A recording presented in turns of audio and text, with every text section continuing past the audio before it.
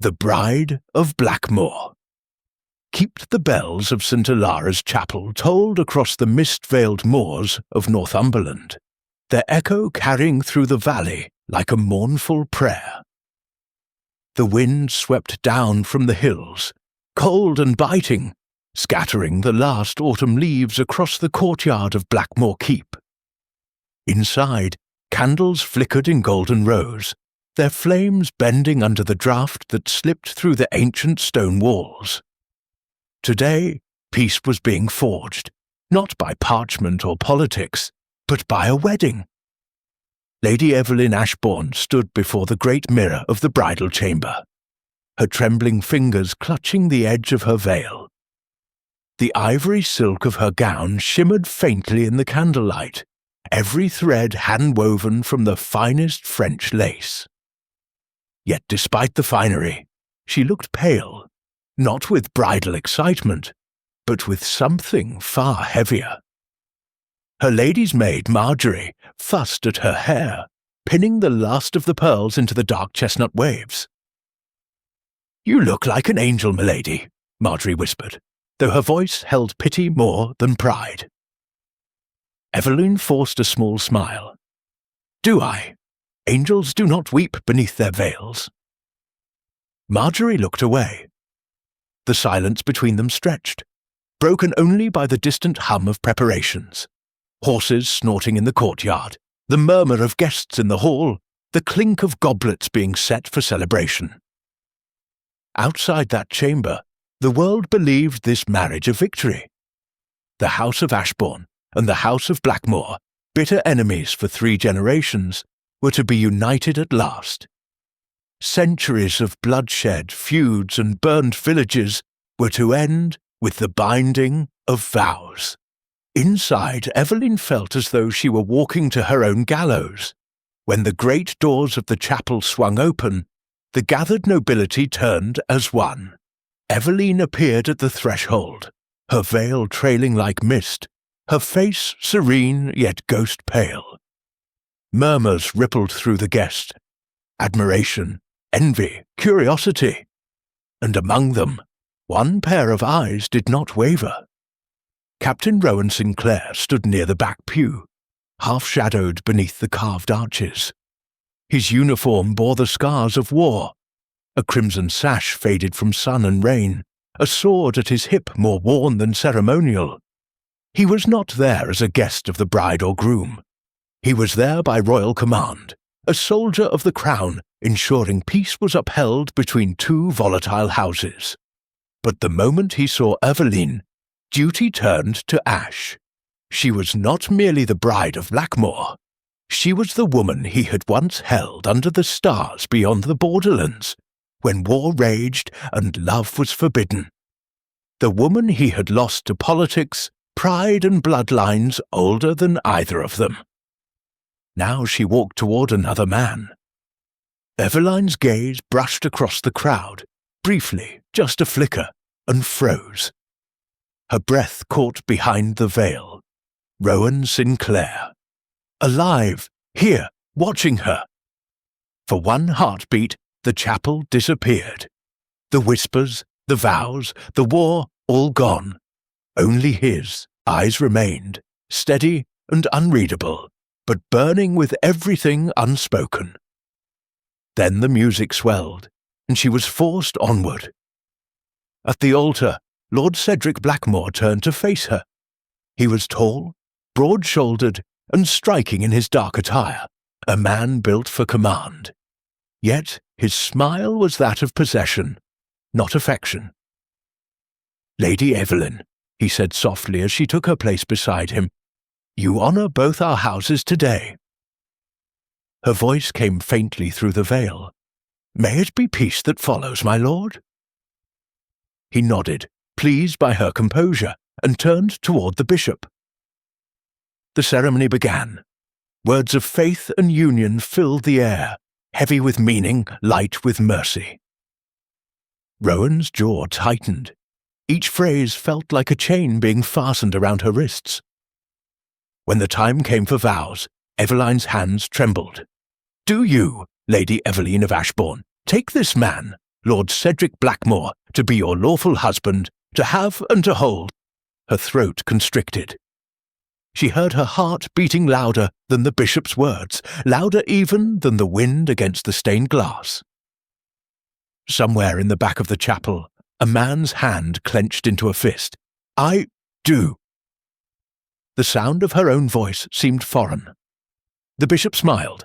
Cedric exhaled with satisfaction. When the ring slid onto her finger, Eveline's pulse faltered. The gold was cold, too heavy for her slender hand. Rowan closed his eyes. Afterward, the feasting began in the great hall of Blackmore Keep. Firelight danced across the banners of both families. The black falcon of House Blackmore and the white rose of House Ashbourne hung side by side for the first time in a century. Laughter echoed off stone walls still marked by sword strikes from old wars. Eveline sat at the high table beside her new husband, her smile delicate, practiced. Yet her eyes, those soft grey eyes, sought the hall below, searching among the faces. She found him near the edge of the crowd, standing stiffly with a goblet in hand, speaking to no one. When their eyes met, something within her broke loose.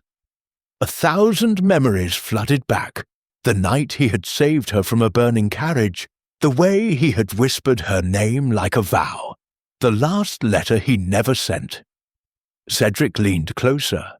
"My lady wife, you look pale. The day overwhelms you?" She forced a breath. "It is only the heat of the fire, my lord." His gaze lingered, suspicion perhaps, or merely pride. "You will grow accustomed to Blackmore warmth soon enough." He raised his goblet, addressing the crowd. "To peace, and to my bride!" The hall erupted in cheers. Eveline's hand tightened around her cup until her knuckles whitened. And still, across the room, Rowan's eyes never left her. Later that night, when the revelry had dimmed and the candles burned low, Rowan slipped from the hall, unable to bear the sight of her in another man's arms. He stepped into the courtyard, the air cool against his face. The sheer moors stretched out before him, endless, wild, and mercilessly silent. A soft voice broke the stillness. "Rowan!" He turned sharply. She stood there, the bride herself, her veil discarded, her hair loose about her shoulders like dark fire. The moonlight caught the shimmer of tears in her eyes. "You should not be here," he whispered, his voice rough. "You're his wife now." Her lips trembled. "You were not supposed to come." "I was ordered to." He stepped closer, unable to stop himself. "To ensure peace," they said. "To watch your wedding. To stand there and pretend I feel nothing." The night wind carried the sound of her breath, ragged and quiet. "Do you still?" He met her gaze, and for the first time in months, his voice broke. "Every day I tried to forget you, Eveline. Every mile, every battle, every scar. And yet," his hand hovered inches from hers, "my eyes never left you." Tears slipped down her cheeks. Then curse the eyes that do not obey the heart. From the shadows beyond the courtyard, a low voice cut through the night. Lord Cedric's, sharp and cold. "Captain Sinclair." They froze. The Lord of Blackmore stepped into view, his expression unreadable, though his hand rested lightly on the hilt of his sword. "What a coincidence," he murmured. "The king's soldier and my bride, under moonlight." Rowan bowed stiffly. "My lord, I was merely taking air." "I am sure you were." Cedric's eyes slid to Eveline. "And you, my dear?" Eveline straightened, her voice steady despite the fear beneath it. "I came to thank Captain Sinclair for ensuring the peace between our houses." Cedric's smile was slow and dangerous. "How gracious of you. Come, wife. It grows late." She hesitated just for a moment. Rowan saw it, the flicker of longing, of words unsaid, before she turned and followed her husband back toward the keep. The door closed behind them with a hollow echo. Rowan remained in the courtyard, staring at the place where she had stood. The wind rose again, carrying with it the scent of roses and smoke. He whispered into the darkness, "This peace will not hold." Shadows of the past. The storm rolled in before dawn, sweeping over the Northumberland moors with a restless fury. By the time morning broke, the wind had stilled, leaving behind only grey skies and a silence heavy as stone. Within Blackmore Keep, Lady Evelyn sat before the small hearth in her chamber, the firelight painting her pale hands in shades of gold and shadow. Her wedding gown lay folded across a chair, untouched since the night before. Her new husband had not come to her. He had retired after the feast, claiming matters of the estate demanded his early rise. She was grateful. The world called her Lady Blackmore now, but the name felt strange on her tongue, like a borrowed garment that did not fit. Her thoughts wandered instead to the man whose eyes had haunted her across the years, through battles and letters never sent, through silence that screamed louder than any vow. Captain Rowan Sinclair. Even now, the mere thought of him set her heart to trembling. It had begun 2 years ago, when war still raged along the borderlands. The feud between House Ashburn and House Blackmore had spilled beyond family disputes into open rebellion, each side taking up arms beneath banners drenched in old hatred. Eveline's father, Lord Alaric Ashbourne, commanded his forces with cold pride, while rumours spread that the crown itself watched with growing unease. Eveline had been little more than a bargaining piece then, the daughter of a noble house, sheltered within the manor walls, raised on embroidery and etiquette while the world burned. Yet fate had other plans. One bitter winter night, the Ashbourne convoy was ambushed on the northern road. Her father's carriage overturned, the escort scattered. Amidst the chaos, Eveline's horse bolted, carrying her deep into the wild moors. She would have died there had he not found her. The snow had been falling thick and fast when she first saw him. A lone rider, cloaked in black, his horse cresting the ridge like a phantom. She had tried to flee, stumbling through the drifts, her gown torn and her breath coming in ragged gasps. "Hold!" his voice had called, commanding deep. "You'll lose yourself in the storm." "I'd rather freeze than be taken by Blackmore men," she had cried, gripping a broken branch as though it were a sword. He had dismounted slowly, lowering his hood.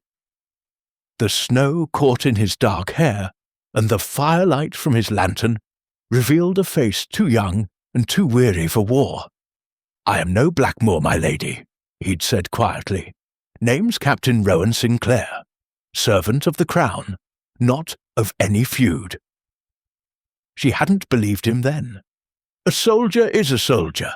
You all serve someone. "Then consider me a man serving the moment," he'd replied with a faint smile. "And at this moment, that means saving a lady from freezing to death." She had glared at him through the snow, her chin high. "You may save me, Captain, but you shall not command me." And yet, when her knees gave way from exhaustion, it was his arms that caught her, warm, strong, steady. He had carried her through the storm to a hunter's cottage, half buried in frost. That was where everything changed. In that small cottage, with the wind howling outside and the fire sputtering weakly in the hearth, 2 enemies had begun to speak as though war did not exist. Rowan tended to her wounds, melting snow for water, offering her his cloak when she shivered. He had a soldier's hands, rough, scarred, yet careful when they brushed her skin. "Why do you fight?" she asked him once, her voice soft in the half-dark. "For peace," he said simply. "A peace neither side will ever win if they keep clinging to vengeance." "You sound like a dreamer," she murmured. "Then let me dream while I still can," he answered, gazing into the flames. "Tomorrow they'll call me back to battle. But tonight I would rather talk of anything else." And they did. Through that long, endless night, they spoke of music, of books, of the sea he longed to see again, of the world beyond borders and banners. Evelyn, who had known only the walls of her father's estate, found herself drawn to his quiet conviction, to the way his words carried warmth in a world gone cold. When dawn came, he led her safely back toward Ashbourne Lands. At the edge of the forest, she turned to him. "If my father learns who you are, he'll have you hanged." He smiled faintly. "Then let him never learn." "Why save me?" she whispered. His gaze held hers, steady and deep, because for the first time in a long while, I saw something worth saving. And before she could answer, he was gone, vanishing into the mist like a shadow swallowed by morning. Weeks turned to months, and still she thought of him. When letters began arriving under her window, unsigned, their handwriting precise and unmistakable, she did not question how he found her. She only read, "My Lady of the Storm, if peace were mine to command, I would carve it into the very earth. Until then I fight, and think of you beneath gentler skies." She never replied, but she kept every letter hidden beneath the false bottom of her jewelry box. Until the day the letters stopped. That same week news came. Captain Rowan Sinclair had been wounded in battle and sent to the dungeons of Blackmoor as a suspected spy. Eveline had begged her father for mercy, had pleaded for his release, but Lord Ashbourne's fury was merciless. "He was the Crown's dog," her father had thundered. "He fought for neither house, therefore he fought against us both." And so she had watched, helpless, as the man she had come to love vanished once more, this time into captivity. Now sitting before her hearth as Lady Blackmoor, the memory struck her with cruel clarity. The man she had once tried to save was the same man who now stood in her husband's hall, his eyes unreadable beneath the flicker of torches. The man who had once called her "My Lady of the Storm." A knock came at her door. "Enter," she said softly. It was Lord Cedric. He stepped inside without ceremony, his expression composed. "I trust you rested well," he said. "Well enough, my lord." He studied her, the faint tremor of her hands, the distant look in her eyes. "You are troubled," she hesitated, "only tired." "Of course." He turned toward the window, his tone cool. "Captain Sinclair departs tomorrow. His presence has unsettled some of my men." Her heart faltered. "He leaves?" Cedric's gaze cut to her. "You sound disappointed." She drew herself upright, her voice measured. "No, my lord. I only meant if his mission concerns peace between elders, our houses, it seems premature." "Peace does not require sentiment," Cedric interrupted sharply. "Only obedience." He paused, his eyes narrowing. "You knew him once, did you not?" The question struck like a blade. "I have met many men through my father's dealings," she said evenly. "If I spoke to Captain Sinclair, it was only as courtesy demands." For a long moment, Cedric said nothing. Then he inclined his head, the faintest of smiles on his lips. "Good. Let it remain so." He turned and left, the door closing softly behind him. Eveline's breath trembled. Beneath her sleeve, her fingers pressed against the hidden chain around her neck, the one that bore the small bronze token Rowan had given her years ago, engraved with a single falcon's wing. Outside, thunder rumbled faintly across the hills. And somewhere beyond those walls, Rowan Sinclair prepared to leave Blackmoor at dawn. unaware that fate had no intention of letting him go. Whispers in the corridors. The rain had returned to Blackmore Keep, tapping against the narrow window panes like restless fingers. The whole castle seemed to listen to it, stone walls drinking in each drop, corridors humming with unease. Something unseen moved through those halls, a tension that no amount of torchlight could dispel. Lady Eveline had begun to notice it first in the servants' eyes. They whispered when she passed, fell silent when she turned.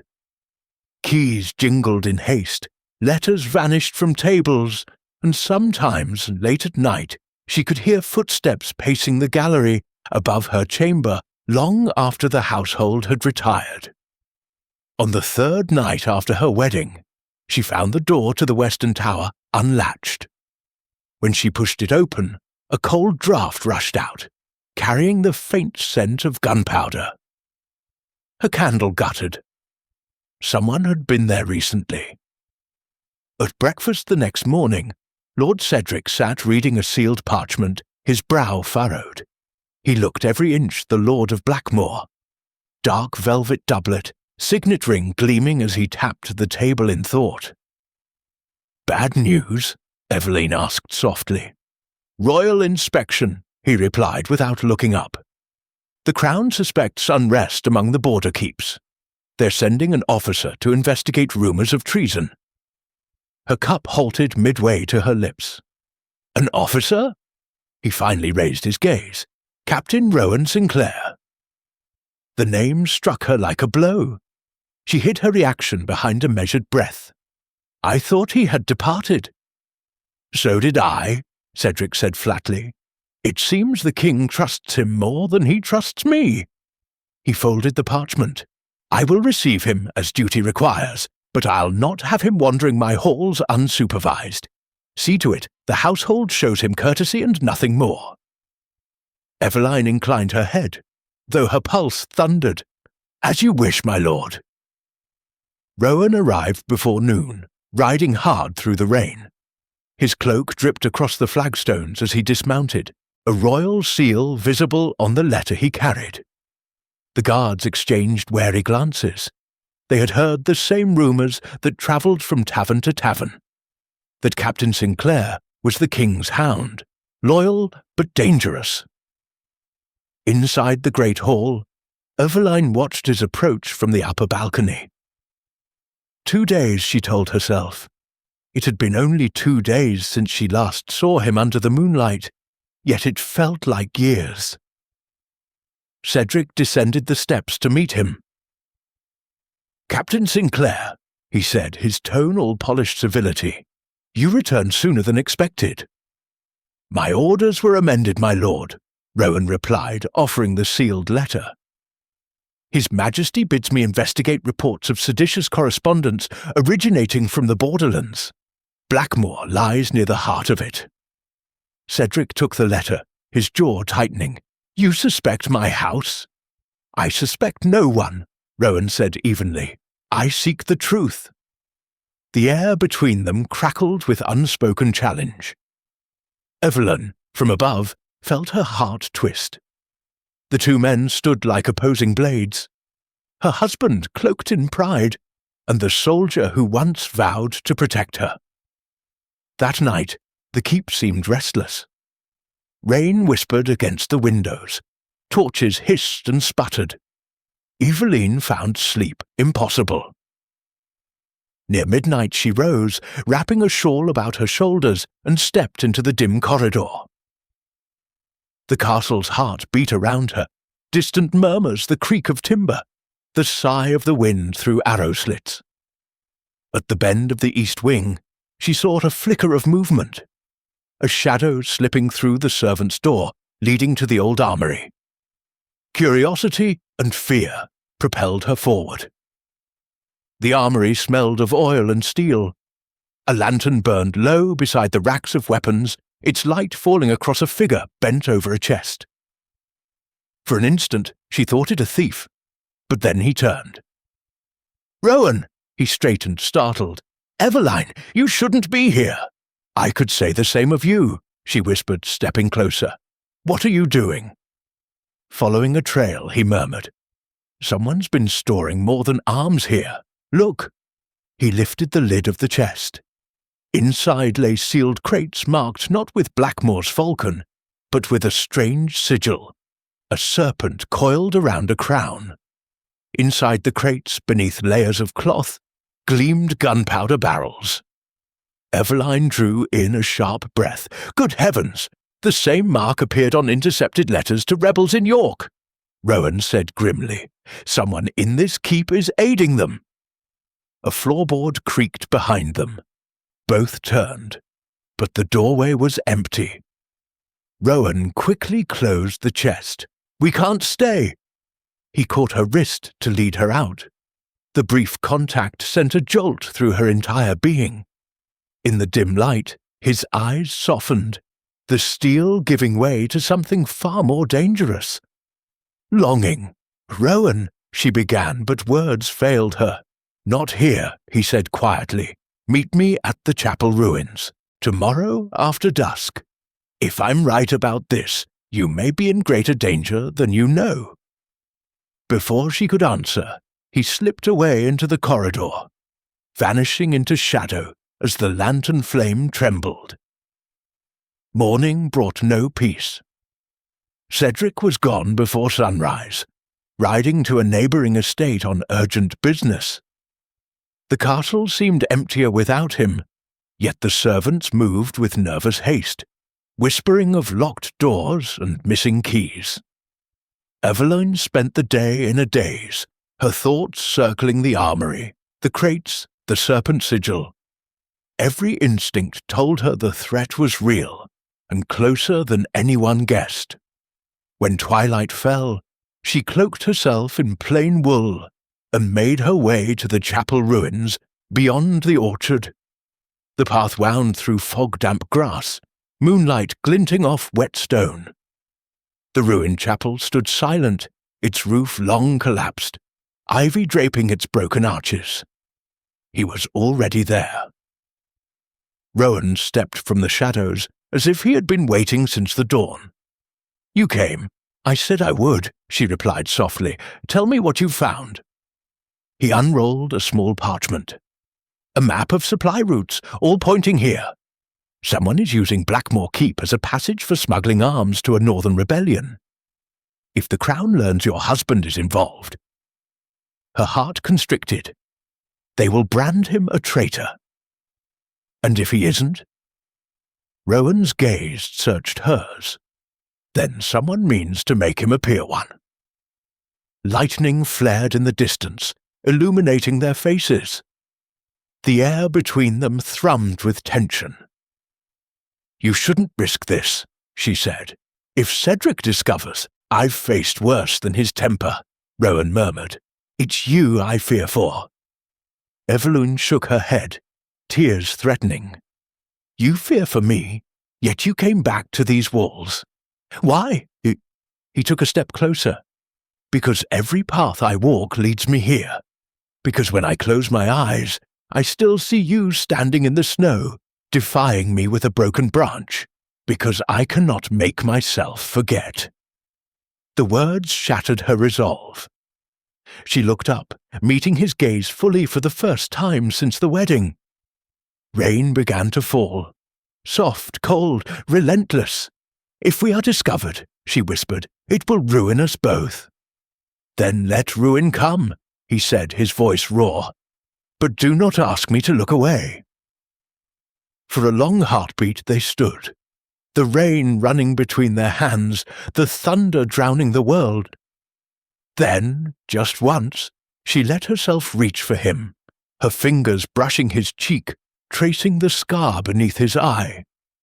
He caught her hand and pressed it to his lips, a promise in the darkness.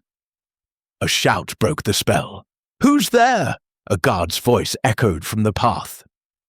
Eveline gasped. Rowan seized her hand, pulling her toward the archway.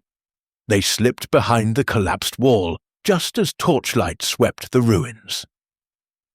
2 soldiers passed, muttering about smugglers and curfew, then moved on. When the danger had passed, Rowan exhaled. "We can't meet again, not until I know who's behind this." She nodded, though her eyes burned. "Then take care, please." He hesitated, then bowed his head to her hand. "Always." And with that, he was gone into the storm. Back in the keep, Evelyn entered through the servants' passage, heart pounding. The corridors were silent, save for the dripping of rain. Yet, as she turned toward her chamber, she felt it, a presence behind her. "Out walking so late, my lady?" Cedric's voice slid from the darkness. He stepped into the lamplight, rainwater on his cloak, eyes glinting with suspicion. "I returned early," he said. "Imagine my surprise to find my wife absent from her rooms." Eveline forced calm. "I could not sleep. In the orchard?" He took a step closer. "Alone." Her pulse raced. "The air was close. I needed to breathe." He regarded her for a long moment, then smiled without warmth. "Of course.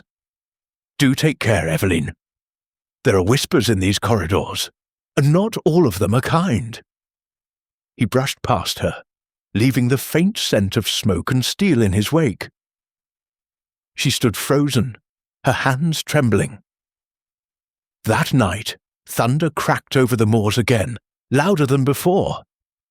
In the armory, unseen by any, one of the powder barrels shifted as if touched by a ghost, and a trickle of black dust spilled onto the stones. Somewhere in the dark heart of Blackmoor, treachery stirred, and Evelyn knew that whatever love had been rekindled beneath the rain would soon be tested in fire. The Falcon and the Rose. The storm had passed, but the scent of rain still clung to the gardens of Blackmoor Keep. Morning light dripped through leaves heavy with water, pooling in the marble basins of the courtyard fountain.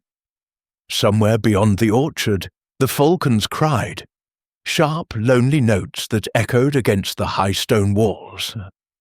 Eveline walked slowly along the gravel path, her fingers brushing the damp petals of the climbing roses. The blooms were crimson now, fed by the rain and the restless air. She paused before one that had broken from its stem and bent low, its weight too much for its own beauty. "Even the fairest things bow under what they carry," she murmured. From behind the carved archway, a low voice answered, "Or they learn to lean toward the sun, no matter how heavy the bloom." She turned. Rowan stood there, the hood of his cloak shadowing his face. He had no right to be within the keep walls. She knew it the moment she saw him, and yet every part of her ached with relief. "Rowan," she began, but he raised a hand. "Only a moment," he said softly. "I had to see you. I found something." He stepped forward, slipping a folded parchment from beneath his coat. On it was the serpent and crown mark she had seen on the crates, drawn hastily in charcoal. "This crest belongs to a faction calling itself the Restoration. They claim to fight for the old lords who lost power under the crown. Their leader calls himself the Falcon." Eveline's breath caught. "The Falcon! My husband's sigil!" Rowan nodded grimly. A coincidence, perhaps, or a mask? Either way, the plot reaches deeper than I thought. He looked around the empty courtyard. "The guards are loyal to Cedric. I can't trust them. But you move unseen. You can listen, watch, find what I cannot." She hesitated. "You're asking me to spy on my husband?" "I'm asking you to save him," Rowan said quietly. "If he's innocent, he'll hang all the same when the rebels act." Her resolve wavered under the weight of his voice. She looked up at him, at the scar on his cheek, at the way the light caught the edge of his eyes, bright and unyielding, and something inside her melted into the past they'd never escaped. "If I help you," she whispered, "it will damn us both." "Then let it," he said. "I'd rather be damned beside you than live pretending we were nothing." Their hands brushed, just a whisper of touch, but it was enough to undo months of restraint. Her pulse quickened, her throat tightened. "Rowan," she breathed, "you cannot speak so." "I can," he said, "because I never stopped." A bird stirred from the hedge, scattering droplets like shattered glass. They both stepped back, breathless, the moment trembling between them. "Meet me again, when you can," he murmured, "near the dovecote. I'll wait." Then he was gone, leaving only the echo of his words and the faint scent of rain on the roses. That evening, Evelyn dined alone. Cedric had not returned from the garrison. His seat at the high table remained empty, his goblet untouched. Yet she felt his presence in every shadow. When she retired to her chamber, she found a sealed letter on her pillow. No name, only the Blackmore crest pressed into the wax. "My beloved wife, do not mistake my absences for neglect. The matters I pursue are for the good of this realm and for us. Trust that all I do will bring honour to the Blackmore name. Your husband, Cedric." The words should have comforted her. Instead, they chilled her. "Honour," she whispered, "or power?" The next day she did as Rowan asked. She lingered where the servants gathered, speaking little, listening much. She learned that Cedric had ordered new shipments of metal through the southern docks, though the blacksmith swore no repairs were needed. She overheard talk of secret riders leaving at dusk, of parchments sealed with unfamiliar wax. At sunset, she went to the dovecote. The light was fading, painting the world in silver and ash. Rowan was waiting beneath the eaves, a falcon perched on his gloved wrist. The bird's dark eyes gleamed. "She's beautiful," Evelyn said, approaching. "Her name is Mercy," he answered. "I trained her years ago. She always finds her way home." He looked up at the sky, then at her. "Would that we could do the same." Evelyn's heart twisted. "Home is not what it was." "No," he agreed softly. "But perhaps we can build one elsewhere?" She smiled faintly, a tear escaping before she could stop it. "You speak as though it were so simple." He reached out, brushing the tear away with his thumb. "Nothing about you was ever simple." For a heartbeat they stood close enough to feel the other's breath. His fingers traced the line of her jaw, his voice low. "Tell me you feel nothing, Evelyn, and I'll walk away." She tried, she tried, but the lie caught in her throat. "I cannot." He drew her into his arms, and the world fell away. The wind, the dusk, the ruin of duty and name. For the first time in years, she let herself breathe against the rhythm of his heart. Then the falcon screeched, startled, and from somewhere behind the stone wall came the crunch of boots. They broke apart just as a figure stepped into view. Lord Cedric. He froze, his eyes taking in the scene. The cloaked soldier, his wife's flushed face, the nearness that spoke of more than mere conversation. His expression did not change, but his voice cut like glass. "I see my hospitality extends further than I imagined." Rowan bowed stiffly. "My lord, Silence!"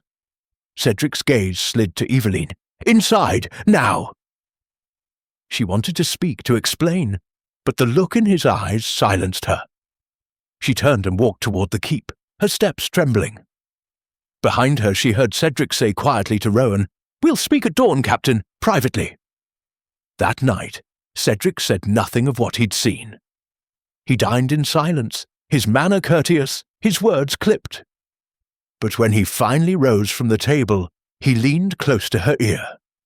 "Do not mistake my restraint for ignorance," he murmured. "The Crown's dogs may come and go, but my wife stays where she belongs." Evelyn's blood ran cold. "You wrong me, my lord." "Do I?" His smile was razor-thin.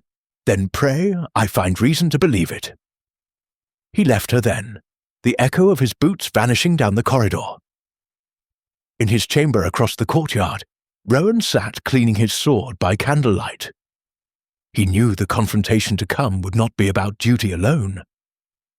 Cedric was no fool. He would strike not at law, but at heart. Rowan stared at the flame, hearing again the sound of Eveline's voice, the tremor when she said, "I cannot." He whispered to the dark, "Nor can I." Outside, the falcon Mercy beat her wings against the bars of her cage, restless beneath the moon. Far below, in the sleeping keep, a single rose petal drifted from the balcony to the courtyard stones dark with rain. The falcon and the rose, bound by the same storm, each trapped in a cage of its own making. And somewhere deep within Blackmoor's halls, Lord Cedric's footsteps echoed, slow and deliberate, as he descended towards the armoury, toward the barrels marked with the serpent and crown. Betrayal. Beneath candlelight. The night deepened over Blackmoor Keep, a cloak of mist and silence stretching from the moors to the battlements. The torches burned low, their flames bending in the wind that whispered through arrow slits. Somewhere in the courtyard, the falcons stirred uneasily, sensing what their masters could not yet name, that something within the walls was shifting, turning upon itself. Inside, a banquet was being prepared in the great hall. Lord Cedric Blackmoor had ordered it with short notice, claiming it was in honour of the Crown's emissary, Captain Rowan Sinclair, whose investigation into regional unrest had concluded most successfully. Eveline sat at her dressing table, her maid pinning rubies into her hair. She felt like a doll, beautiful, hollow, arranged for someone else's story. "Will my lord be joining the guests soon?" she asked. The maid hesitated. "He is below stairs, my lady, in the council chamber. He gave strict orders. None should disturb him." Eveline's heart sank. That chamber was where her husband stored maps, ledgers, and private correspondence, the pulse of his estate's dealings. And now, after Rowan's warning, she could not shake the feeling that the serpent and crown mark hid somewhere among those papers. When the maid left, Eveline rose quietly and crossed the room. From a secret compartment in her jewellery chest, she retrieved a thin silver key, one Cedric had given her long ago when she first arrived at Blackmoor. For emergencies only, he'd said. Tonight, she decided, qualified. The corridors were deserted. Moonlight filtered through stained glass, painting the flagstones in red and gold. She moved soundlessly, her slippered feet gliding over tapestries of long-dead ancestors. When she reached the council chamber, she pressed her ear against the oak door. Voices. She recognized Cedric's cold tone. And another unfamiliar one, thick with a northern accent. "The shipments are ready," the stranger said. "When the King's Guard rides north next month, they'll find their own powder turned against them." "And the crown?" Cedric asked. "Will burn," the man replied. "All it takes is a spark." Eveline froze. Her husband's voice came again, quiet and deliberate. "Then let the spark be mine." A chair scraped. Footsteps moved toward the door. Eveline darted behind a suit of armour as the chamber opened. Two men emerged, Cedric and a burly knight bearing the serpent emblem upon his cloak. They spoke in low tones as they passed, their words fading into the darkness. Heart pounding, Eveline slipped inside the now empty chamber. The air smelled of ink, wax and steel. On the table lay an open map of England, lines of red marking garrisons, trade routes, and supply caches. Beneath it, sealed scrolls bore the mark of the serpent and crown. She unfolded one and read, "To Lord Cedric Blackmoor, the crown grows weak. Its soldiers bled the north, white while their coffers fattened. You will deliver the munitions by the 1st of the month. When the falcon rises, All debts will be paid, in blood or gold. Her breath caught. The falcon. Rowan had been right. She reached for another scroll and froze. Footsteps approached again, swift, deliberate. There was no time to hide. She slipped the letter into her sleeve and turned toward the window, pretending to admire the moonlight when the door opened behind her. Cedric's voice was soft. "You shouldn't be here, my dear." Eveline turned slowly, her face calm though her heart thundered. "I couldn't sleep," she said lightly. "The fire in my chamber smothered itself and I sought warmth." "In my council room?" His eyes glinted like cut glass. "Curious choice. I thought to wait for you," she said. "You've been restless of late." He stepped closer, the faint scent of smoke and leather surrounding him. "Have I? Perhaps the strain of your captain's company unsettles me." Her throat tightened. "Rowan has done nothing dishonourable." Cedric's lips curved into a thin smile. "And yet you tremble when I say his name."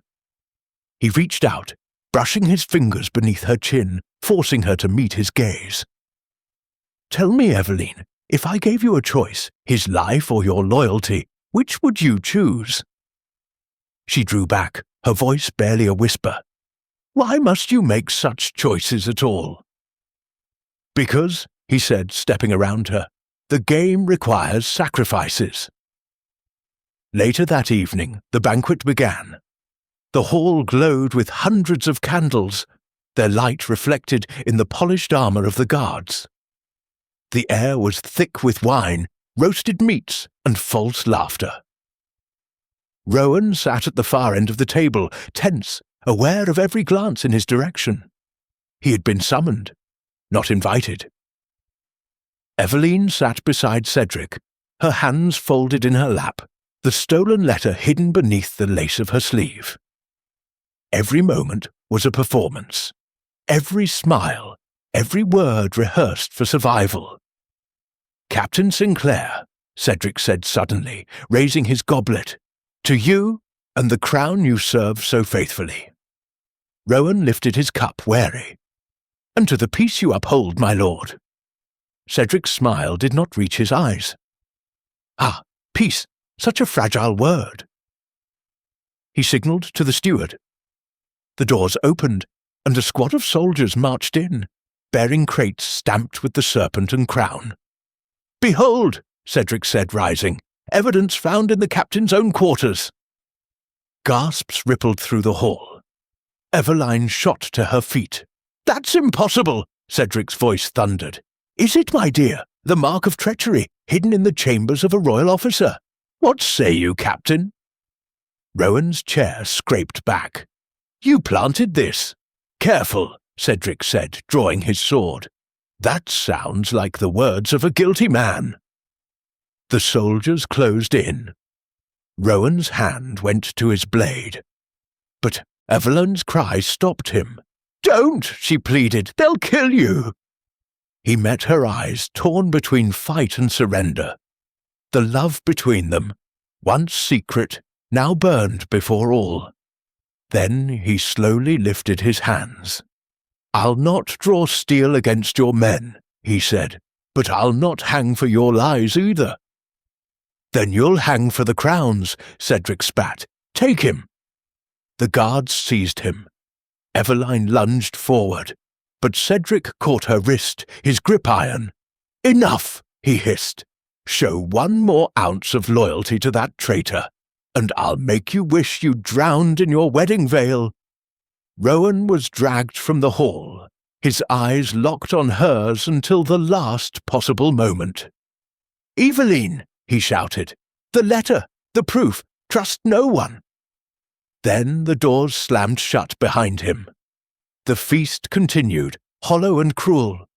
Cedric toasted to justice, to loyalty, to the crown, each word a dagger. Eveline sat motionless, the letter burning like a brand against her skin. She knew now that her husband's power stretched deeper than mere family feud. He was the falcon, the hand behind the rebellion, and Rowan had been ensnared in his trap. When the guests dispersed, Uvaline fled to her chamber, her tears silent but fierce. She took out the letter, reading the words again and again until the ink blurred. Somewhere below, the bells tolled midnight, and with them the sound of iron chains clinking against stone. Rowan was imprisoned. The man she loved was condemned by the man she feared.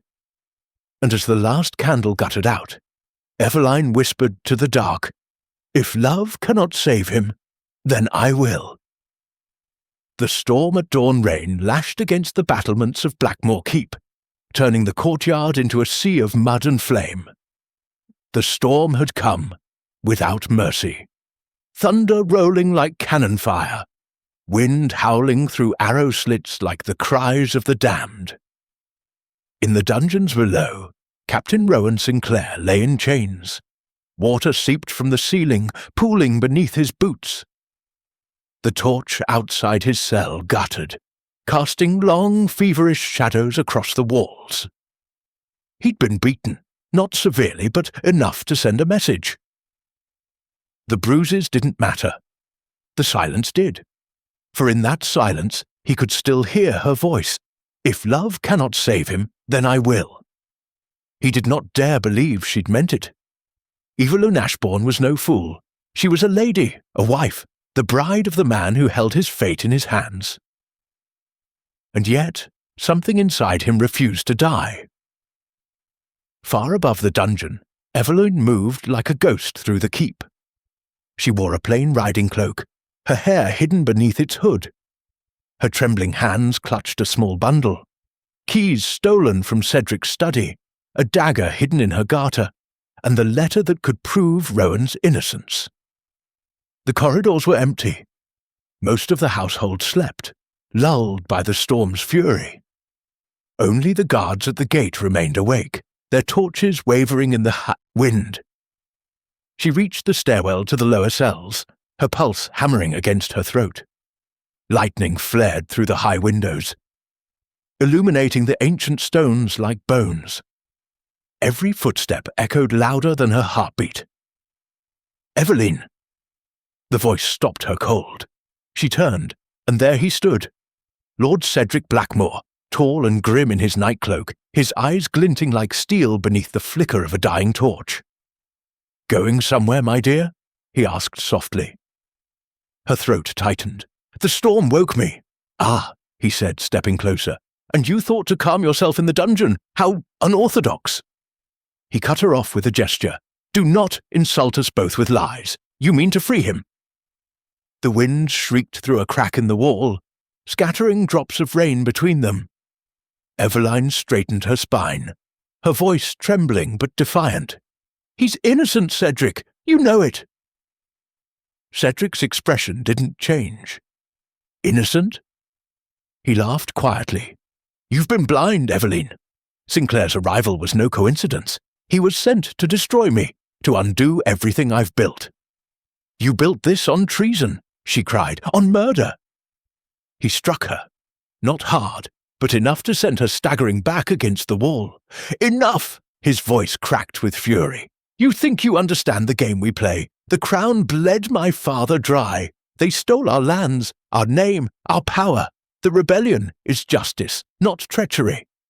"You'll kill thousands," she whispered. "Men who swore loyalty, families, children." "Collateral," he said coldly. "A price worth paying." Eveline's hand slipped beneath her cloak, fingers brushing the hilt of her dagger. "And my love, was that a price too?" For a moment, something flickered in his eyes, a trace of regret, perhaps even pain. Then it vanished. "There was no love, Eveline, only an alliance. You were the bridge between Ashbourne and Blackmoor, and I crossed it." Her tears were silent, but her voice was not. "Then may it collapse beneath you." She slashed the dagger upward. Cedric caught her wrist, but not before the blade grazed his cheek. He cursed, shoving her aside, yet the moment was enough. She tore free and ran down the stairwell. "Eveline!" he shouted, his voice echoing down the stone corridors. "Guards, stop her!" The dungeon door burst open. Rowan lifted his head, wincing at the sudden flood of light. Then she was there, breathless, drenched, her cloak clinging to her body. "Eveline!"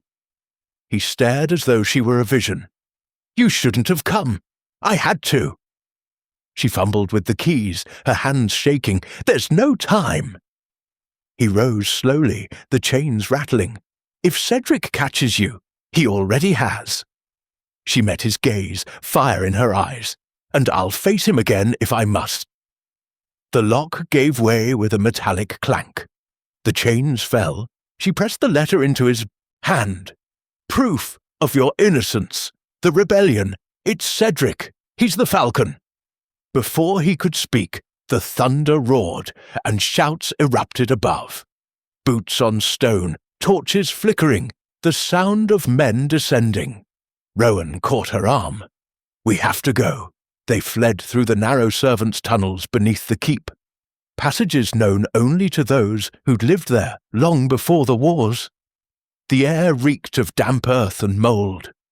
Eveline's gown tore on the stones, her breath coming in ragged gasps, but she pressed on, guided by Rowan's hand. Behind them came the echo of pursuit, Cedric's men, torches blazing, their voices carried by the storm. "Faster!"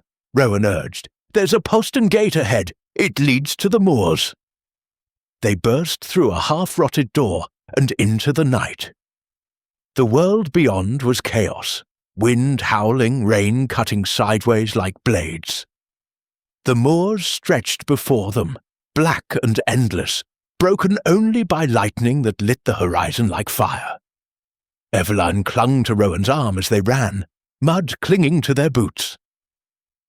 Behind them, the keep blazed with torchlight. Cedric's men poured out, dark figures against the rain. And then, from the high tower, a flare of orange, fire. A lightning strike had hit the old watchtower, setting its timber roof ablaze. The flames leapt from beam to beam, devouring centuries in seconds. Rowan turned, eyes wide. "The powder stores!" Before he could finish, an explosion split the air. The eastern wall erupted in a bloom of fire, the shock wave hurling them both to the ground. The roar drowned the storm itself. When the thunder faded, the keep stood half-collapsed, a silhouette of ruin against the burning sky. Eveline coughed, pushing herself upright. "Cedric! He's alive," Rowan said grimly, pointing toward a dark figure limping from the wreckage. Cedric's cloak was torn, his sword drawn, his face streaked with blood and rage. "Traitors!" he roared. "You'll hang for this!" he charged. Rowan barely drew his sword in time to block the blow. Steel rang in the rain, sparks hissing as the blades clashed. Eveline stumbled back, watching in horror as the two men circled, one fighting for love, the other for power. "Eveline!" Cedric shouted between strikes.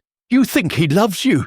He'll use you, as the crown used me," Rowan parried, his voice low and steady. "You never understood love. It isn't about power." He disarmed Cedric with a sudden twist, sending the Lord's blade skidding into the mud. But Cedric lunged forward, seizing a fallen dagger. His hand shot out, and Eveline screamed. Rowan turned just as Cedric thrust. The blade grazed his side, shallow, but enough to draw blood. In that heartbeat of distraction, Eveline snatched up a broken sword and stepped between them. "Enough!" she cried. Cedric froze, chest heaving, rain streaming down his face. "Move aside, Eveline!" "No!" Her voice trembled, but she held the sword firm. "You've destroyed enough!"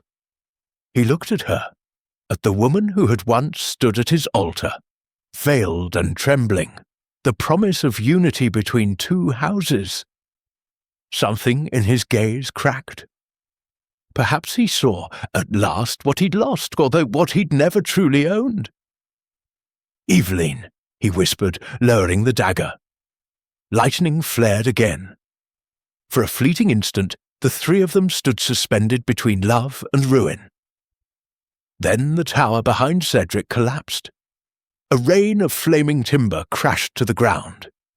Evelyn cried out, reaching for him, but Rowan pulled her away as the debris struck. When the smoke cleared, Cedric Blackmore was gone, buried beneath the ruins of his own rebellion. The storm raged until dawn. By the time the sun broke over the horizon, the keep was little more than smoking stone and twisted iron. The rebellion's documents burned with it. The serpent and crown mark would trouble the realm no more. Rowan and Eveline stood on the ridge above the moor, drenched, exhausted, yet alive. The wind was cold, but the air smelled of freedom. "He's gone," Eveline said quietly. Rowan nodded. "And the crown will believe I died with him. That's the only way we both live." She turned to him, her eyes shimmering with tears. "And what then? Where do we go?" He smiled faintly, brushing a strand of wet hair from her cheek. "Anywhere the storm can't find us." She looked back at the ruin of Blackmore Keep, the place that had been her prison, her home, and her battlefield. Then she took his hand. "Then let's not look back." And together, beneath the soft rain of dawn, they walked into the moors, toward whatever future waited beyond the fire. The price of love. Even miles away, the air still tasted of ash. The moors were quiet now. No soldiers, no banners, only the wind whispering through heather and the cry of distant crows.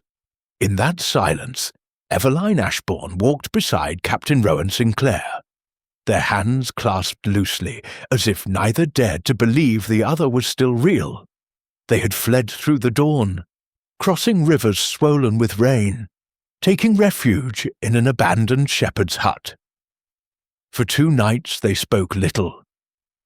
There were no words for what they had seen, for the fire that had swallowed a world and the man who had once ruled it. On the 3rd morning, Evelyn woke to find Rowan standing at the doorway, watching the horizon. The light fell pale across his face, illuminating the bandages she had wrapped around his wound. "You should rest," she said softly. He turned, offering her a faint smile. "I've done little else these past 2 days." "Then what troubles you?" He hesitated. "The truth, and what it will cost." He stepped closer, his voice low. "The crown will want answers. Cedric Blackmore was a nobleman, a lord of the realm. His death cannot go unspoken." Eveline's chest tightened. "They'll call it treason." He nodded. "And I was there, the only witness left alive." "You saved England from a rebellion," she said. "You saved me. I also defied my orders, freed a prisoner, lied to the crown." He met her gaze. "Love doesn't erase law, Eveline. It only makes its price worth paying."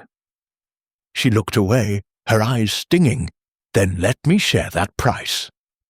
But he shook his head. "No, you've given enough." The city was grey with winter fog when Rowan rode through the gates of Whitehall Palace under guard.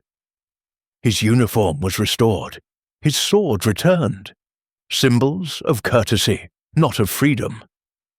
He was to stand before King Henry IV, accused of dereliction of duty and suspected collusion with Lord Blackmore's rebellion. Eveline rode behind the convoy in a covered carriage, veiled, unannounced. Her presence had not been requested, but she had come all the same. The Hall of Judgment was vast, its marble pillars gleaming like bone beneath candlelight. The courtiers gathered like vultures, whispering behind gloved hands as Rowan knelt before the throne. His voice was calm when he spoke. "Your Majesty, I acted in the Crown's service. My only crime was to seek truth where lies were law." The king's gaze was unreadable. and yet you harboured the traitor's widow." Rowan lifted his head. "The lady was no traitor, sire. She risked her life to expose the rebellion. Without her, the plot would have reached your very gates." A murmur rippled through the court. The king leaned forward. "And where is this lady now?" Before Rowan could answer, a voice rang from the back of the hall. "Here, your majesty." Gasps turned into whispers. Eveline stepped forward, her veil falling back. Her face was pale but steady, her gown plain as penitence. She curtsied deeply. "I am Eveline Ashbourne, once wife to Lord Cedric Blackmore, and I will speak the truth." The king regarded her for a long moment. "You understand, my lady, that truth has a price." She met his gaze. "I've paid most of it already." Eveline's account held the court in rapt silence. She told of the crates marked with the serpent and crown, of Cedric's meetings with the rebel envoy, of his plan to turn the king's own powder against him. She did not spare herself. She confessed to aiding Rowan's escape, to lying, to stealing letters from her husband's private chamber. When she finished, her voice trembled with exhaustion. "Lord Cedric sought vengeance, not justice. He died by his own hand, consumed by the fire he lit.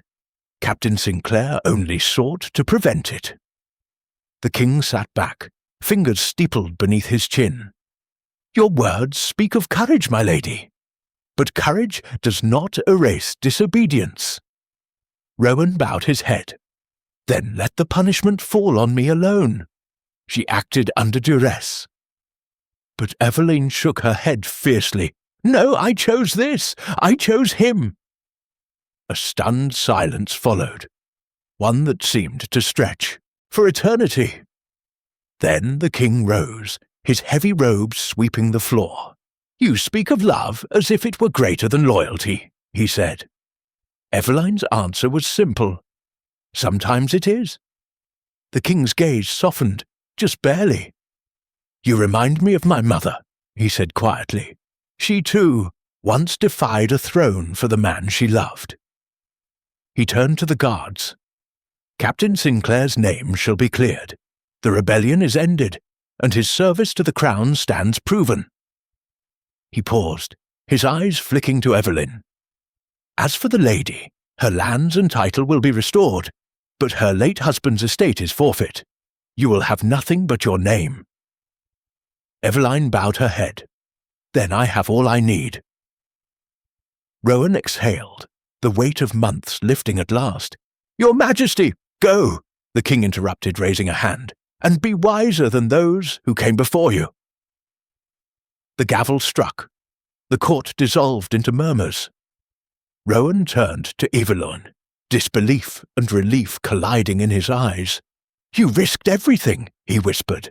"I had nothing left to lose," she replied, "except you." They stood on the banks of the Thames as dusk fell, the city's bells tolling softly through the mist. Rowan removed his cloak and draped it around her shoulders. "So," he said quietly, "the Lady of Ashbourne walks free again." Eveline smiled faintly. "Free, perhaps, but never unchanged." He looked at her for a long moment. "What now? The crown will not look kindly on us defying convention. A captain and a widow are hardly—" "Titles mean nothing," she interrupted gently. "We've both been prisoner to names long enough." He reached for her hand. "Then what shall we be?" She looked toward the river, the water catching the last light of the dying sun. "Alive, together, that will be enough." Rowan's hand tightened around hers. "I swore once to serve king and country, but if I've learned anything, it's that oaths mean nothing without love to guide them." "And love," she whispered, "means nothing without the courage to pay its price." He smiled then, weary, tender, unguarded.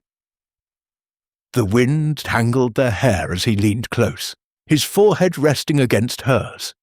"Then here," he murmured, "is my last oath." He drew her hand to his lips, pressing a kiss to her palm. "Whatever storms come, whatever kingdoms rise or fall, I will never turn my eyes from you again." Tears welled in her eyes, glimmering like stars against the river's reflection. "Then we are both free." Their lips met, soft, certain, sealing the vow no crown could command and no fire could undo. As night fell over London, the storm at last passed into memory. The ashes of Blackmoor were carried away by the wind, but from them rose something rarer than power, stronger than fear, a love that had survived its own ruin. And in that quiet moment by the river, as dawn's first light crept across, the sky, Eveline Ashbourne and Rowan Sinclair finally found what all the battles and betrayals had stolen from them, and yet his eyes never left her. By the time the last snows melted from the Northumberland moors, the land that once echoed with war songs had softened into green. The ashes of Blackmoor Keep had been carried off by the wind, and in their place wildflowers grew, crimson and gold, as if the earth itself had chosen to forget. The feud between Ashbourne and Blackmoor was over. In its wake remained only two souls who had seen too much fire, and found, somehow, a gentler light to follow. A small chapel stood upon a hill overlooking the grey-blue waters of the North Sea. Humble stone, whitewashed walls, and windows that caught the dawn like shards of glass. A few villagers gathered that morning, curious, whispering of the couple who had come north together. "Is it true," one murmured, "the lady was once wed to Lord Blackmoor himself?" "And the man?" asked another, "a captain who defied the king." The priest only smiled, straightening his vestments. "Perhaps. But today they come not as lady or as captain, only as two hearts made whole." Inside the chapel, Eveline Ashbourne stood before the altar, dressed not in silk or jewels, but in a simple gown of ivory linen. Her hair fell loose for the first time in years, crowned only with a wreath of white heather and wild rose. Her hands trembled slightly, not with fear, but with wonder. Outside, the door creaked open and Rowan Sinclair stepped in. He wore no armour, no sash of rank, only a dark coat brushed clean by sea wind. Yet the light that followed him made him seem taller somehow. The quiet strength of a man who had walked through ruin and returned with peace in his eyes. When he saw her, the world seemed to still. It was as if every battle, every flame, every whispered vow had led to this single breath between them. "You're late," Eveline murmured, a smile tugging at her lips. He bowed his head slightly. "Forgive me. I was making sure no armies were marching down the lane." Her laughter, soft, genuine, filled the small chapel like sunlight. "I think we've had enough of armies." "Aye," he said quietly, "enough to last a lifetime." The ceremony was small. No banners, no trumpets, no noble witnesses. Only the murmur of waves beyond the hill, the scent of salt and heather, and the gentle voice of the priest. When he asked for their vows, Rowan spoke first. "I have worn the crown steel," he said, his voice steady but low, "and carried the weight of duty heavier than any sword. Yet none of it taught me courage. You did. You, who faced fear with grace, who stood before kings and did not bow to lies. I swear before heaven and earth, my loyalty, my life, my love are yours for all my days." Eveline's eyes shimmered. She took his hand. "I once believed love was a duty too, a bargain struck in shadows, a promise made to end a war. But love is no treaty. It is a fire that destroys, then remakes. You found me in the ashes, Rowan, and gave me back to myself. I swear to walk beside you, not as lady or prisoner, but as your equal, your friend, and your heart's home." The priest blessed their hands, bound together by a ribbon of white silk, a symbol of peace, of the life they had fought for. When he said the final words, "You may seal your vow," Rowan bent his head, and their lips met softly, reverently. Outside, the first light of dawn spilled through the chapel doors, bathing them in gold. For a heartbeat, all the world was quiet. The guests had gone. Only the wind remained, whispering through the tall grass as Rowan and Evelyn stood overlooking the cliffs. Below them, the tide rolled in, endless and calm. The gulls circled lazily above, and the sun rose higher, painting the horizon in hues of rose and amber. Eveline leaned into his side, her head resting against his shoulder. "Do you ever think of what came before?" she asked softly. "Of what we lost?" "Every day," Rowan said, "but only to remember what it taught me." "And what was that?" He looked out at the sea, then down at her. "That love is not born of peace. It's forged in the fire that nearly destroys it." She smiled faintly. "Then we must be unbreakable by now." His lips curved. "We are." A moment passed, quiet, complete. He reached into his coat and drew something from his pocket, a small silver pendant shaped like a falcon, tarnished, but beautiful still. "You kept it," she whispered. "It was all I had of you. And now," he fastened it around her neck, fingers brushing the curve of her collarbone. "Now it belongs where it always should have." Her breath caught, and for an instant she saw them as they had been. Two strangers meeting under firelight, enemies bound by fate. How strange, how impossible that they had come to this. "Rowan," she said quietly. "Yes?" "Don't ever look away from me again."